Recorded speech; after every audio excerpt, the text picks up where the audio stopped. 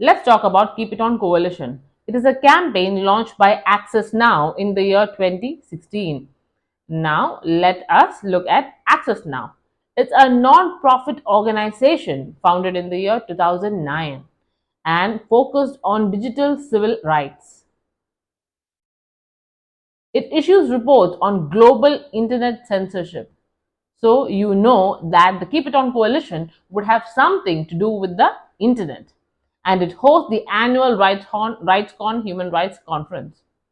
The role of Keep It On Coalition include it would monitor, report, and document internet shutdowns and their impact on human rights. So, monitor, report, and document internet shutdowns and their impact on human rights.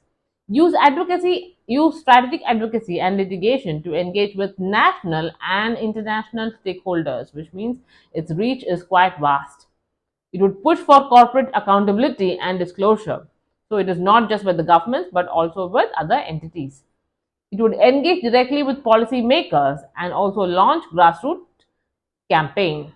Now, the Keep It On Coalition aims to help unite the efforts of activists and organizations across the world to end internet shutdowns. So, you understand that the main aim of this coalition or even Access Now is to end internet shutdowns. And it is made up of not for profit and civil society organizations. That is more than 300 organizations from 105 countries. Now, let's have a look at what we mean by internet shutdowns. When we see that we have very limited access or no access in our mobile phones or laptops, does it mean that we are facing an internet shutdown? Not necessarily. Let's have a look at internet shutdowns.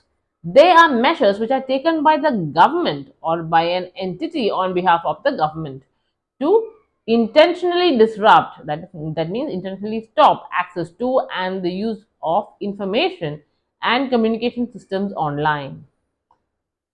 Intentionally disrupt, then it would also include complete blocks of internet connectivity or accessibility of the affected services, or sometimes what do?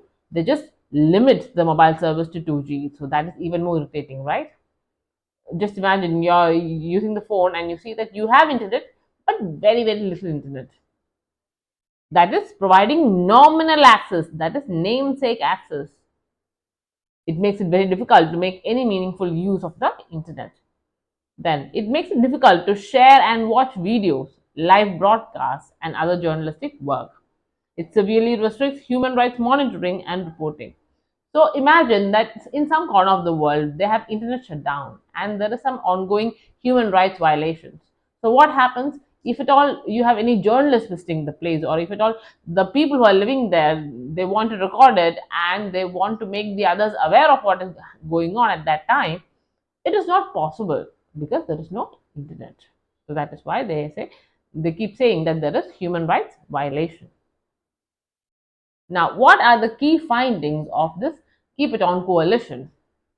India recorded the highest number of internet shutdowns globally in the year 2023, that is 116 times. This is the sixth straight year that India has topped the list. This is very, very important. Why is it important? It's even more important when you see that the alarming gap between the first position and the second position. The second position belongs to Myanmar and they have had only 37 internet shutdowns. This is followed by Iran, Palestine, and Ukraine. So what you would see is that we have many places where you have ongoing wars and conflict.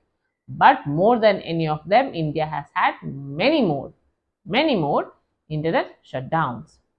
Now, the first major internet shutdown took place in Egypt in the year 2011. This was accompanied by hundreds of arrests and killings.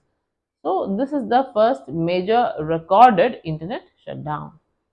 Now, when does the shutdown normally happen? It happens over communal tension, violence, exams, and even during manhunts for terrorists and other reasons.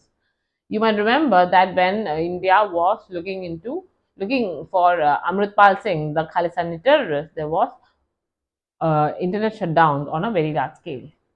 Then, publication of internet shutdown orders as required by guidelines laid down by the Supreme Court was not done consistently.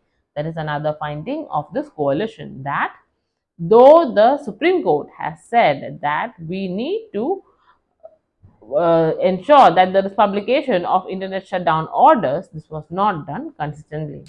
Then, internet shutdowns spanning over 5 days or more shot up from 15% of all shutdowns in 2022 to more than 41% in 2023. That's also important. It shows that the severity of internet shutdowns, or the time span of internet shutdowns, are increasing at an alarming rate.